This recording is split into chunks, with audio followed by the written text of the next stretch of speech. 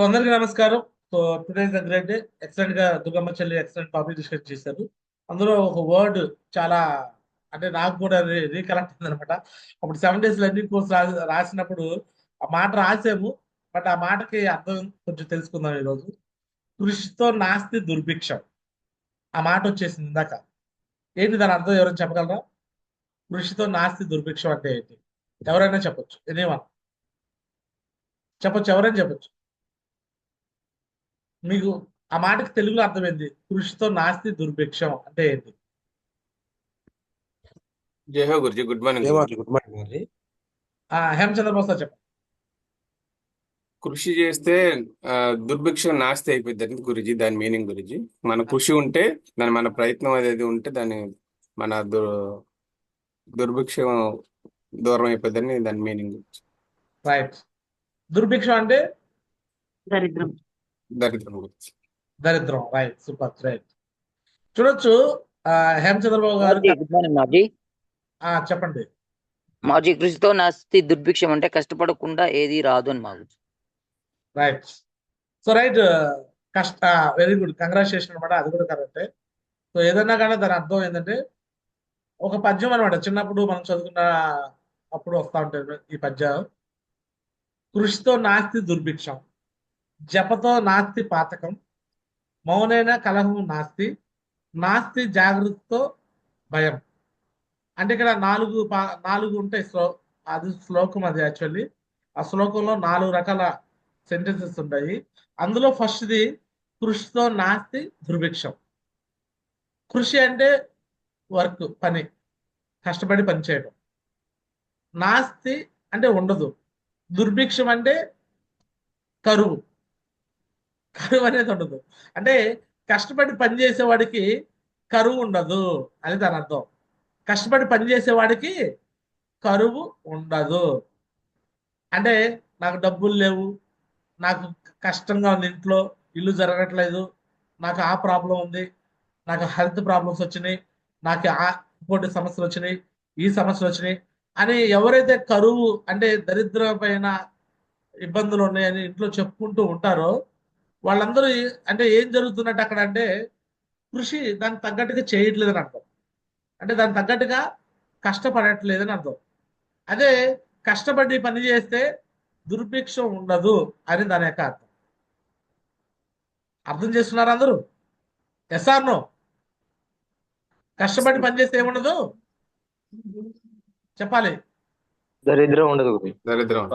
కష్టపడి పని చేస్తే కరువు ఉండదు, దరిద్రం ఉండదు. Yes or no? మరి ఈ రోజు నిజంగా నేను చెప్తాను. నా నా డైమండ్ టెస్ట్ మనీ ఎలా ఉంటుందంటే, చాలా మంది టెస్ట్ మనీ చెప్పేటప్పుడు నేను చూస్తున్నా రోజు వారి డైమండ్ ఫంక్షన్ లో టెస్ట్ మనీలు. నేను అంత కష్టపడ్డాను, నేను ఎంత సాక్రిఫైస్ చేశాను, నేను అంత తిరుగులు తిరిగాను, అర్ధరాత్రి 1 గంటకి ప్లాన్ చెప్పాను, ఏదో చెప్పుకొస్తున్నారు. నిజంగా చెప్తున్నారో అబద్ధాలు చెప్తున్నారో నాకైతే తెలియదు. కానీ నేనైతే నా లైఫ్ లో నేను ఇన్ని చేయలా. నేను అర్ధరాత్రి 1 గంటకి ప్లాన్ చెప్పడం నేను ఒకసారి 2 సార్లు చెప్పాను అంతే. అది ఒకసారి నాకు గుర్తుంది. తెల్లవారుజామంతా ప్లాన్లు చెప్పడం. ఇది జమాల్ సార్ ప్లాన్కి వెళ్ళాం ఒకసారి, అది కూడా రేపు టార్గెట్ అనగా. నెక్స్ట్ అట్లానే తిండి తిండగా లేకపోతే పానీపూరి తిని బతికాను, నాకు తిండే లేదు, ఆకలి అయితే ఆకలి చంపుకొని ఉన్నాను, నాకు ఆ టైం లేదు. హ్యాపీగా 3 పూటలు తింటూ, 3 పూటలు కాదు 2 పూటలు తినేవాడి. పొద్దున్నే బరీకి తినేవాడి ఫీల్డ్ మీదకి, సాయంత్రం ఫీల్డ్ అయిపోయి నైట్ హ్యాపీగా వచ్చి తినేవాడి. ప్రశాంతంగా వర్క్ జరిగింది నాకైతే ఏ రోజు కష్టపడ్డాను అనే భావన నాకు ఇంతవరకు సేఫ్ షాప్ లో జరగల. Promise, mother promise. నాకు ఇంతవరకు నేను కష్టపడ్డాను, నాకు ఇంత శ్రమ పడ్డాను, నేను ఇంత సాక్రిఫైస్ చేశాను నాకు భావన లేదు. ఎందుకు లేదంటే నేను ఇంతకుముందు ఇంతకన్నా ఎక్కువ కష్టపడ్డాను సార్, ఇంతకన్నా ఎక్కువ వచ్చేసాను, ఇంతకన్నా శ్రమ పడ్డాను. పొద్దున్నే తెల్లవారుజామున లేచి కూరగాయలకు వెళ్ళి కూరగాయలు తీసుకొచ్చి మళ్ళీ హోటల్లో ఇచ్చేసి హాస్టల్లో పిల్లలకు లేపి ఎన్నో పనులు. బైక్ మీద ట్రావెలింగ్ అనమాట. 24/7 bike bike bike bike bike. అలాంటిది సేఫ్ షాప్ రావటము దెబ్బకే స్మాష్. నా బైక్ పోయి కారు వచ్చేసింది. కారులో తిరగడం హ్యాపీగానే ఉంది నాకు, బిందాస్గా. నాకు ఏ రోజు కష్టమనే ఫీలింగ్ కలగల. సో ఈ పద్యం ఈ యొక్క శ్లోకం తెలుసుకున్నాక నాకు అదే అర్థమవుతుంది. కృషితో నాస్తి దుర్భిక్షం. కృషి చేసే వాళ్ళకి దుర్భిక్షం ఉండదు. అంటే కష్టపడే వాళ్ళకి ఎప్పుడు కూడా కష్టం రాదు. నేను ఈ యొక్క మాటకి నేను అగ్రి చేస్తున్నాను. మీలో ఎంతమంది అగ్రీ చేస్తారు? అగ్రీ చేస్తారా చేయరా? మీకు కష్టాలు వస్తున్నాయి, బాధలు వస్తున్నాయి అంటే దాని తగ్గ కష్టం చేయట్లేదు అని అర్థం. ఎస్ఆర్ను వన్స్ కష్టపడితే లైఫ్ చేంజ్ అయిందా లేదా? చాలా మంది చెప్పుకొస్తారు, మనుషులు ఏం చెప్పుకొస్తారంటే, నన్ను కూడా చాలా మంది ఎలా డిమోటివేషన్ చేసేవాళ్ళు అంటే, నేను hostel, hotel, curry point, restaurant ఎన్నో పనులు చేస్తుంటే, అబ్బో చిన్నారావు ఎందుకు ఇంత కష్టపడుతున్నావు, శ్రమ నీకు అవసరమా, హ్యాపీగా బిందాస్ గా జాబ్ చేసుకుంటున్నావు, వస్తనే ఉన్న దాంట్లో సరిపోవచ్చు కదా, దుప్పటినంతరకు కాళ్ళు మర్చుకోవచ్చు కదా, పరిగెత్తి పాలు తాగే కంటే నిలబడి నీళ్ళు తాగొచ్చు కదా అని ఎన్ని కహానీలు స్టోరీలు చెప్తున్నారు నాకు. చెప్పారు, అప్పుడు కూడా చెప్పారు. సేఫ్ షాప్ లో వచ్చినా కాదు, అంతకుముందు కూడా చెప్పేవాళ్ళు నాకు, ఇంత కష్టం నీకు అవసరమా, క్షణ తీరిక ఉండదు, ఎందుకు నీకు ఎంత శ్రమ అంటారు. నేను అంటాను, నేను ఒక్కడిని కష్టపడితే నా ఎంటైర్ ఫ్యామిలీ, నా పిల్లలు, వాళ్ళ పిల్లలు తరతరాలు లైఫ్ అంతా సెటిల్ అయిపోతున్నప్పుడు నేను ఎందుకు కష్టపడకూడదు, ఈ పేదరికం అనే చైన్ ఎందుకు బ్రేక్ చేయకూడదు అని ఒక తపంతో చేసుకుంటూ వచ్చాను. బట్ నేను 14 ఏళ్ళు కష్టపడిన కష్టం వల్ల నేను డెవలప్మెంట్ కేవలం సేఫ్ షాప్ లో 4 సంవత్సరాలు కష్టపడ్డాను. కష్టపడ్డా అది కష్టం కాదు, ఇష్టంగా పనిచేశాను. ప్లాన్లు చెప్పడం, ఫాలోఅప్ చేయడం, గ్రూప్ మీటింగ్కి వెళ్తాం, హోమ్ మీటింగ్కి వెళ్తాం, టీమ్ తో మాట్లాడటం, ఫంక్షన్లు పెడతాం, ట్రైనింగ్ పెడతాం, అప్పుడన్నీ పిలిపించుకోవటం, ఇవన్నీ కూడా హ్యాపీగా చేసుకుంటూ వచ్చాను. ఈ రోజు హ్యాపీగా డైమండ్ అయిపోయాను, హ్యాపీ డైమండ్ నేను. సో కాబట్టి ఈ రోజు ఈ మాట మనం అందరూ కూడా అవలంబించాలి. కృషితో నాస్తి దుర్భిక్షం. కష్టపడి పని చేస్తే దుర్భిక్షం ఉండదు, కరువు ఉండదు. కష్టపడి పని చేయడం రెడీనా? చెప్పండి గాస్.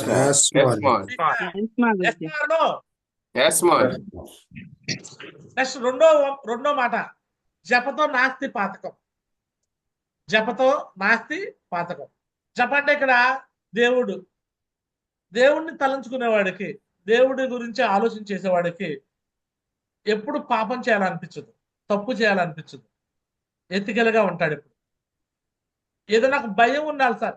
యూనివర్స్ లో చాలా మంది నేను నాస్తికుడిని, నేను దేవుడిని నమ్మనంటారు. నేను అంటాను, ఎవరో ఒక నీకు నచ్చిన దేవుడిని నమ్ము. దేవుడు అనే ఒక భయం అనేది మనకి ఏం చేస్తుందంటే, మనం తప్పు చేయకుండా కాపాడిద్ది. ఆ తప్పు అనేది మనం చేయకుండా మన మనసులో ఒక భయాన్ని కలిగిస్తుంది.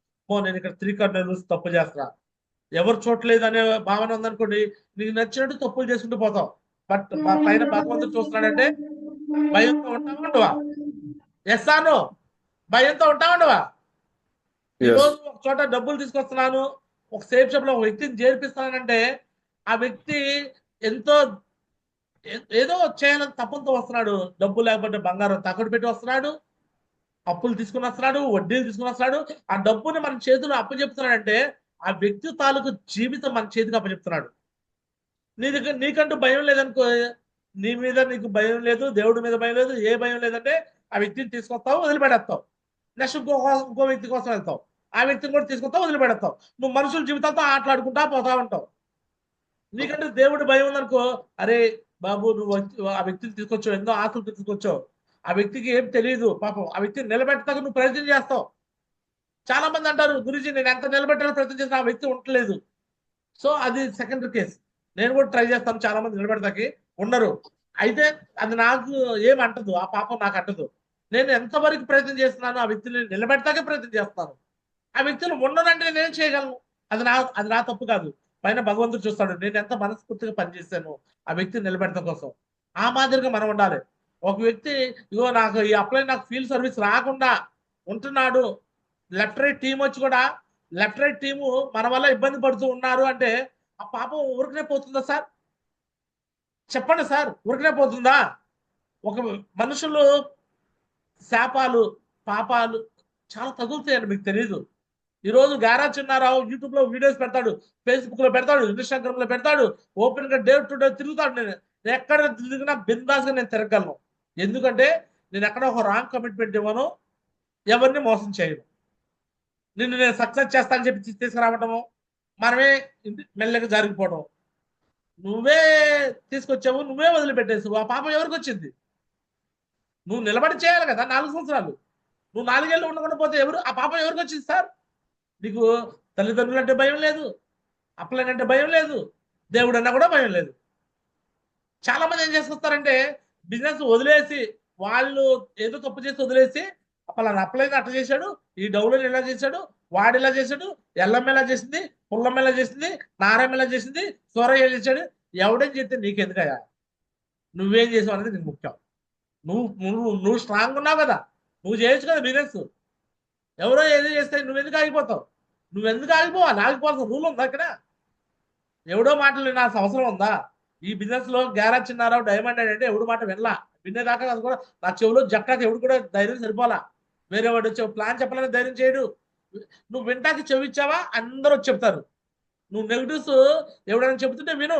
ఇక వాళ్ళు ఎట్టా వీళ్ళు ఎట్టా అని నువ్వు వింటావు అనుకో, తర్వాత నువ్వు విన్నాక నువ్వు కూడా సైకిల్లో తయారవుతావు. నువ్వు కూడా అదే మాట్లాడతావు, వాళ్ళ గురించి వీళ్ళ గురించి మాట్లాడతావు. మనుషుల గురించి మాట్లాడే వాళ్ళు ఎప్పుడు సక్సెస్ కారండి. పనిచేటి చేతగాని వాళ్ళు కొటేషన్లు పెడతారు స్టేటస్ లో, నమ్మి మోసపోయాను, నన్ను నష్టపెట్టారు, మనుషులు నమ్మటం వేస్ట్. ఎవడు నమ్మన్నాడు నేను మనుషుల్ని? నిన్ను నువ్వు నమ్ముకో. నువ్వు వ్యాపారం చేయడం వచ్చి ఇక్కడ ఎవడో వచ్చి ఏదో పని చేస్తారని నువ్వు నమ్మకంతో వస్తావా? ఎవడి మీద నమ్మకం పెట్టుకో, మాకు నీ మీద నువ్వు నమ్మకం పెట్టుకో. నన్ను మోసం చేశారు, నాకు ద్రోహం చేశారు. నేను చిన్న బొప్పని ద్రోహం చేస్తారు. నువ్వు పని చేసుకొని చేరదాకా నువ్వు ఆగిపోయావు. ఆగిపోతే మనుషులు అక్కడే ఉంటారేంది, నచ్చిన చోటకి వెళ్ళిపోతారు. నువ్వు ఎదవని చెప్పేసి నీ కింద టీం అంతా ఎదవలు వస్తారా? నాలాంటి వాడు ఉంటాడు కదా, నన్ను చేర్పించడం కూడా ఆగిపోయారు. వాళ్ళు ఆగిపోయారు, నేను ఆగిపోతానా? నాకంటూ కూడా ఒక యజ్ఞత ఉంది, భయం ఉంది, భక్తి ఉంది. మనం నమ్ముకొని వచ్చిన వాళ్ళని మనం సక్సెస్ చేయాలని భయం ఉంది, దేవుడు భయం ఉంది నాకు. ముందు భయం అనేది ఉంటే ఎవరు కూడా తప్పులు చేయడం కూడా వెనకాడతారు. ఆ భయం లేని వాళ్ళు, భయం భక్తి లేని వాళ్ళు, తల్లిదండ్రులు భయం లేని వాళ్ళు, అప్పలైన భయం లేని వాళ్ళు, దేవుడు భయం లేని వాళ్ళే ఈ బిజినెస్ లో నిలబడరు. ఈ 3 భయాల్లో ఎవరైనా ఒక భయం అన్న ఉంటే ఖచ్చితంగా ఈ బిజినెస్ లో వాళ్ళు నిలబడతారు. ఎవరైతే నిలబడతారో వాళ్ళే డైమండ్ అయ్యి వాళ్ళ ఫ్యామిలీకి లగ్జరీ లైఫ్ స్టైల్ ఇస్తారు. నిలబడిన వాళ్ళు వాళ్ళకి సాకులు చెప్పుకుంటూ కూర్చుంటారు, కారణాలు చెప్పుకుంటారు. అదే దరిద్రం, అదే కష్టాలు, అదే ఆర్థిక సమస్యలు, వాళ్ళ దరిద్రం నెత్తి మీద కూర్చుంటుంది పైన. వాళ్ళకి ఏముంటే సమస్యలు, అప్లై నట చేశాడు, వీళ్ళు అప్లై నట చేశాడు, వాళ్ళు అట్లా నన్ను మోసం చేశారు. బాబు నువ్వు వాళ్ళ మాటలు కూడా విని నువ్వు కంగారు పడబాకు. నా గురించి కూడా బొచ్చిన మాట్లాడుకునే వాళ్ళు ఉంటారు. ఇగో ఈ జుట్టులో ఒక ఎంట్రుక ఉండింది అనుకోవటమే వాళ్ళ మాటలకి. మనం నిజాయితీకి పని చేస్తున్నాం. బొచ్చిన మంది కుక్కలు మరుగుతుంది, ఏనుగు పోతా ఉంటే కుక్కలు బావు బావు బావు బావు నడుస్తాయట. ఎందుకు? దాని నేచర్ అది. పని చేసేవాడు ఎప్పుడు ఒకడు పక్కనోడి గురించి ఆలోచించడు. పని చేసేవాడు సెల్ఫ్ గా నీకు నువ్వు ఆలోచించుకోవాలి. నువ్వు తప్పు చేసావా లేదా, నీ అంతరాత్మ పైన భగవంతుడు చూస్తున్నాడు, నువ్వేం తప్పు చేయలేదా, నో ప్రాబ్లం. కుక్కలు మరుగుతూనే ఉంటాయి. రజనీకాంత్ చెప్పాడు కదా, మొరగని కుక్క లేదు, విమర్శించే నోరు లేదు, ఈ 2 లేని ఊరు లేదు. ఈ 2 పట్టించుకుంటుంటే నువ్వు నీ పని చేయలేవు. వాళ్ళు ఎట్టన్నారు, వాళ్ళు అట్టన్నారు అని నువ్వు వాళ్ళ మాట ఏమంటున్నావు అనుకో, వాళ్ళు అంతే అంటారు. వాళ్ళు అదే పరిస్థితి లేకుండా నువ్వేం చేయాలి తెలుసా? ప్లాన్ చెప్పేటప్పుడు, ఫాలో అప్ చెప్పేటప్పుడు రైట్ కమెంట్ పెట్టాలి, రైట్ గా చెప్పాలి, పర్ఫెక్ట్ గా చెప్పాలి.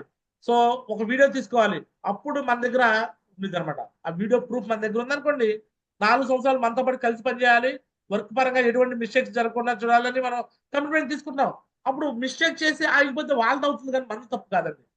కమిట్మెంట్ వీడియో అంటే ఎవరికైనా సరదాగా తీసుకోవట్లేదు. నేనేమి మీ అందరినీ కమిట్మెంట్ వీడియోలు తీసుకోమని చెప్తున్నాను. అందుకే మరి జపతో నాస్తి పాతకం. సో అంటే దేవుని మీద భయం ఉన్న వాళ్ళకి ఎప్పుడు పాపం అంటదు. మనం తప్పు చేయకపోతే ఎప్పుడు ఎవరికి భయపడవలసిన లేదు. చాలా మంది నువ్వు మనుషులు మోసం చేస్తూ ఉంటారు. ఎవరిని మోసం చేయట్లా, మనుషుల్ని నేను బాగు చేస్తున్నాను, జనాలని బాగు చేస్తున్నా. ఎవడైతే మోసం చేస్తానో వాడు అనుకుంటారో అది వాళ్ళ కర్మ, వాళ్ళకి వదిలేయడమే. నేను మనుషులను వ్యక్తులను తీసుకొచ్చి ఇక్కడ ఎంటర్ప్రెన్యూర్ గా తయారు చేస్తాను. నేను ఒక ఇంజనీరింగ్ కాలేజీ ప్రొఫెసర్ని, నేను అక్కడ ఉద్యోగం చేస్తే అక్కడ కొంతమంది స్టూడెంట్స్ కి నేను లాభం చేసేవాడిని. బట్ ఇక్కడ సేఫ్ షాప్ లో రావటం వల్ల ఎటువంటి బ్యాక్గ్రౌండ్ లేని వ్యక్తులను తీసుకొచ్చేసి వాళ్ళ లైఫ్ స్టైల్స్ మారుస్తున్నాం. లేనా మేడం లాంటి వ్యక్తి, ఎటువంటి బ్యాక్గ్రౌండ్ లేని వ్యక్తి ఈరోజు టోపాజ్ అయిపోయింది. రేపు టోపాజ్ సెలబ్రేషన్ తీసుకుపోతుంది. కారు ఓనర్ 10 లక్షల కారు ఓనర్ కాబోతుంది. కేరా శ్రీనివాస్ గారు ఒక బేల్దార్ మెస్సి, ఎటువంటి బ్యాక్గ్రౌండ్ లేని వ్యక్తి, మిర్చాట్లో పనిచేసే వ్యక్తి ఈరోజు ఒక 8 lakhs కారు ఓనర్ అయిపోయాడు. So Topaz తీసుకుపోతున్నాడు.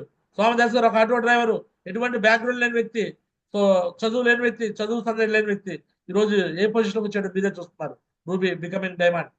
సో చూడొచ్చు, ఇంకా చెప్పుకుంటూ పోతుంటే మల్లికార్జున సార్ డిష్ వర్కర్ చేసే వ్యక్తి, ఎటువంటి బ్యాక్గ్రౌండ్ లేని వ్యక్తే ఈరోజు త్వరలో కారు ఓనర్ కాబోతున్నాడు.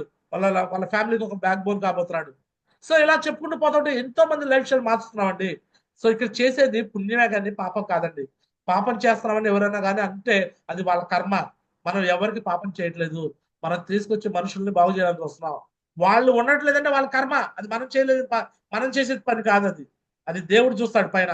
మనం పాపం చేస్తున్నాం, పుణ్యం చేస్తున్నాం, భగవంతుడు పై నుంచి చూస్తూ ఉంటాడు. సో నేను ఎప్పుడు మనం తప్పు చేస్తామని భావన నాకు ఎప్పుడు లేదు. సో మీకు కూడా అలాంటి భావన ఎప్పుడు పెట్టుకోమాకండి. పెట్టుకుంటారా? మనం ఏం పాపం చేస్తున్నావా, పుణ్యం చేస్తున్నావా? పుణ్యం చేస్తాం. పాపం చేస్తున్నావా, పుణ్యం చేస్తున్నాం మనం? పుణ్యమే చేస్తాం. వాళ్ళ లైఫ్ పుణ్యమే చేస్తుంది. వాళ్ళు మారట్లేదంటే, మూర్ఖులుగా ఉన్నారంటే అది వాళ్ళ తప్పు, మన తప్పు కాదు. వాళ్ళ కోసం మళ్ళీ వేరే వాళ్ళ జీవితాలు కూడా మనం నష్టం చేయకూడదు. మనం నమ్ముకొని వచ్చిన జీవితాలను మనం ముందుకు తీసుకెళ్తూ ఉండాలి. రెడీనా? Yes, ma'am. Yes, ma'am. Yes, ma'am. మూడోది Yes, ma'am. శ్లోకంలో Yes, ma'am. మూడో లైన్, మౌనేనా కలహం నాస్తే.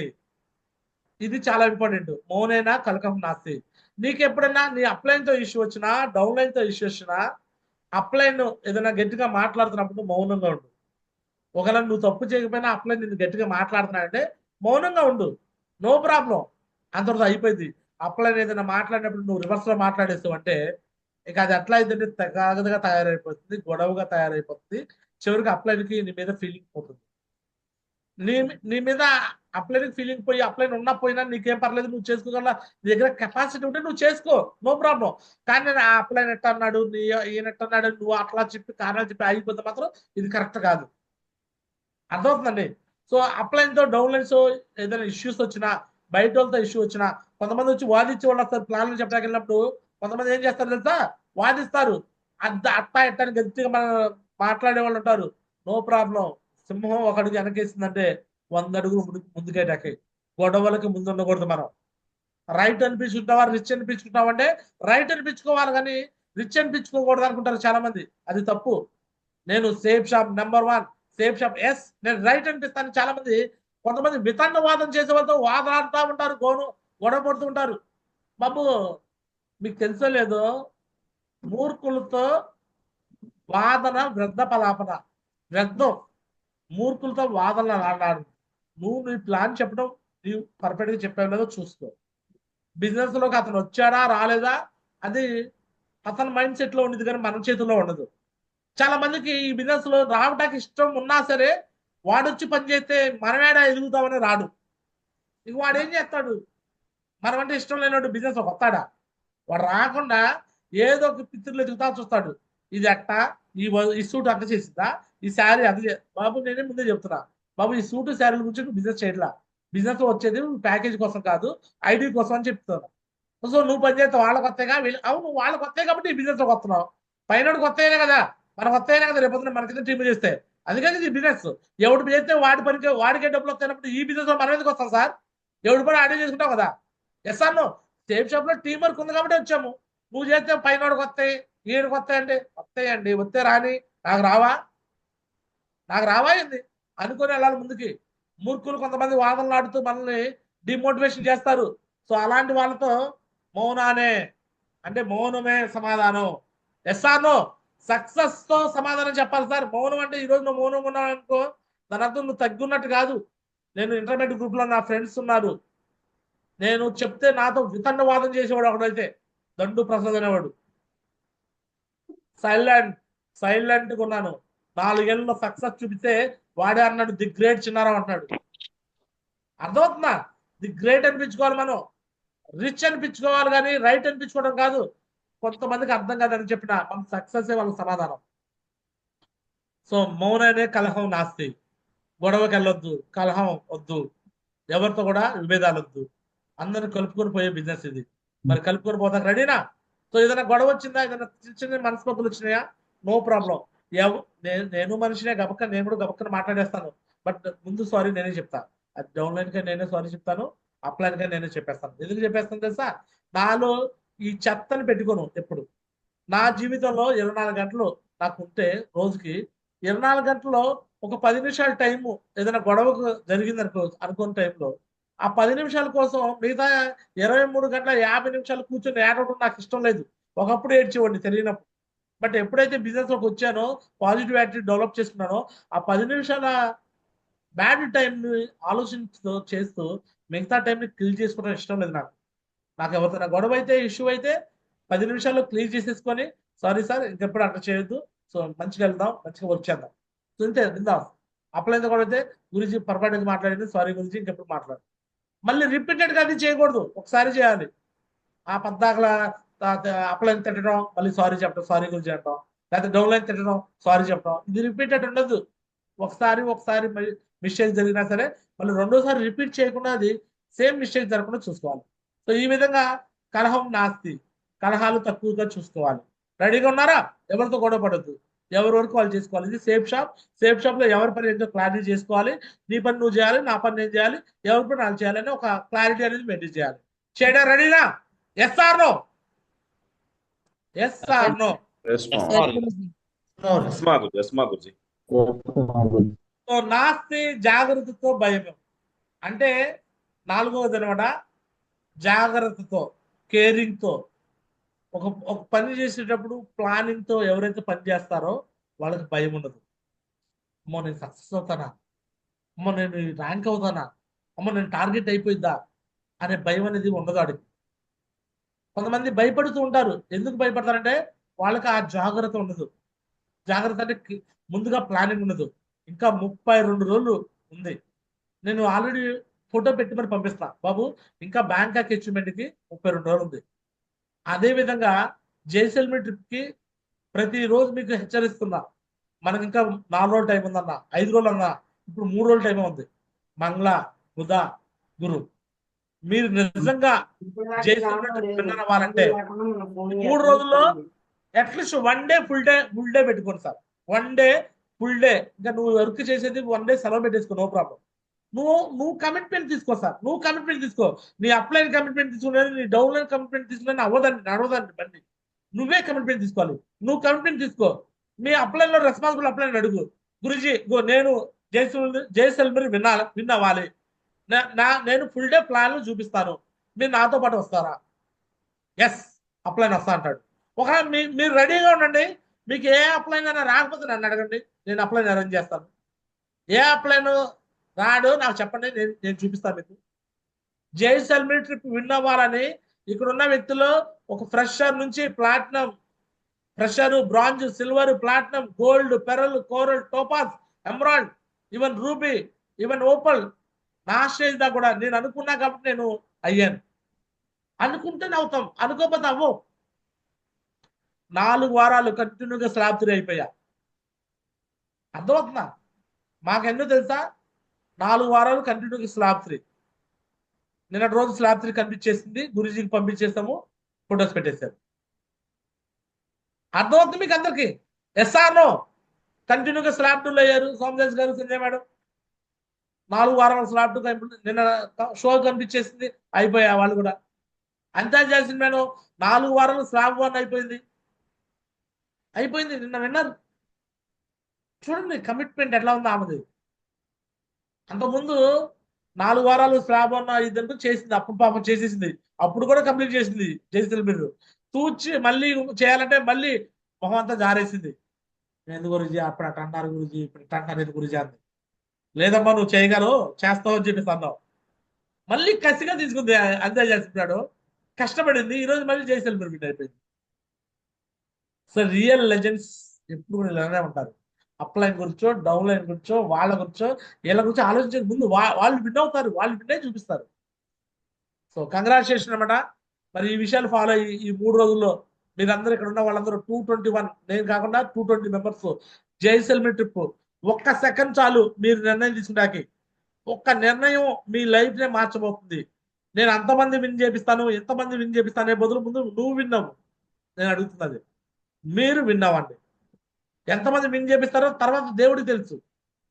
నువ్వు విన్నావు, నువ్వు విన్ అవడానికి నీ దగ్గర ఛాన్స్ ఉంది. 4 రీడిల్ లెఫ్ట్, 4 రీడిల్ రైట్ చేయగల కెపాసిటీ మీ దగ్గర ఉంది. చేస్తారని నమ్మకంతో ఉన్నాను. మరి ఈ రోజు కమిట్మెంట్ తీసుకొని జైసల్మేర్ జైసల్మేర్ జైసల్మేర్ జైసల్మేర్ జైసల్మేర్ రెడీనా? కబడ్డీ ఆడేటప్పుడు కబడ్డీ కబడ్డీ కబడ్డీ కబడ్డీ కబడ్డీ కబడ్డీ ఎలా వచ్చిందో నోట్లో జైసల్మేర్ జైసల్మేర్ జైసల్మేర్ జైసల్మేర్ జైసల్మేర్, నిద్రపోతాం జైసల్మేర్, జైసల్మేర్ రావాలి. రెడీనా? SR no? జైసల్మేర్ విన్నర్స్ ఈ రోజు ఎక్కువ మంది విన్నర్స్ అవుతారా? SR no? గ్రీన్ అయితే చాలు, మీకు షో చూపించేస్తే చాలు, మీ ఫోటో వచ్చేస్తుంది. మరి ఈ రోజు జైసల్మేర్ విన్నర్ అవుతారా? రెడీగా ఉన్నారా? Yes or no? Yes, ma'am. Jaisalmer winner అవ్వండి, ఖచ్చితంగా మీరు డైమండ్ గ్యారెంటీ అవుతారు. నేను గ్యారెంటీ చెప్తా, అలివేలు మంగ మేడం గ్యారెంటీగా డైమండ్ అవుతారు. నెక్స్ట్ రాఘవే సార్ గ్యారెంటీగా డైమండ్ అవుతాడు. అంతా జయశ్రీ మేడం ఖచ్చితంగా డైమండ్ అవుతారు. స్వామిదాస్ గారు సంజయ్ మేడం ఖచ్చితంగా డైమండ్ అవుతారు. నేను ఆల్రెడీ డైమండ్ అయ్యా. ఈ జైసల్మేర్ విన్నర్ ఎవరైతే అవుతారో వాళ్ళు పక్కాగా డైమండ్ అవుతారు. రాసి పెట్టుకోండి. ఇగో నా నోట్లో నాలుగు మీద మచ్చలు ఉన్నాయి. నేను అన్నది పక్కాగా జరుగుతుంది. నా మాటకి అంత పవర్ ఉంది అనమాట. నిజంగా పవర్ ఉంది. ఏదో నా పెద్దోళ్ళు వరకునే చెప్పరు, కొంతమందికి టంగ్ పవర్ అలా ఉంటుంది. నా టంగ్ నుంచి వచ్చే పవర్ అనమాట. జైసల్మేర్ విన్నర్ అయిపోండి, డైమండ్ అయిపోండి. అవుతారా? జైసల్మేర్ అవుతారా? Yes, yes. డైమండ్ అవ్వాలంటే ఏం కావాలి? జైసల్మేర్. జైసల్మేర్ విన్నర్ అవ్వాలి. జైసల్మేర్ విన్నర్ అవుతారా? Yes, Marji. Yes. Yes, no? Marji. 4 detail right వేస్తే జైసల్మేర్. రెడీనా? వాళ్ళకి 12 డీటెయిల్ లెఫ్ట్, 12 డీటెయిల్ రైట్. రెడీనా? Yes, Marji. జైసల్మేర్ విన్నర్ అవుతా. రెడీనా? Yes, ma'am. Yes. మీరేది పుస్తకం ఎంత మాట వేశారు? మీ మా అవుట కష్టం అనుకోమాకండి, మీరు అవ్వగలరు. Yes. మీరు అవ్వగలరు. మీరు ఈ క్షణం ఇప్పుడు కమిట్మెంట్ తీసుకున్నా మీరు అవుతారు. మీరు కమిట్మెంట్ తీసుకుంటున్నారు, నేను నమ్ముతున్నాను. ఖచ్చితంగా మీరు ఫ్యూచర్ లో 2025లో 26లో డైమండ్ కాబోతారు. Ready? So all the best guys. Thank you so much. అందరికీ ధన్యవాదాలు. దిస్ గారా చిన్నారావు సైనింగ్ ఆఫ్. జై హింద్, జై హో సేఫ్ షాప్. సో మరి కమిట్మెంట్ తీసుకొని క్లోజ్ చేద్దాం అనమాట. కమిట్మెంట్ తీసుకుందాము మన వాళ్ళ దగ్గర. సో ఎవరైతే మెయిన్ లీడర్స్ ఉన్నారో వాళ్ళ దగ్గర కమిట్మెంట్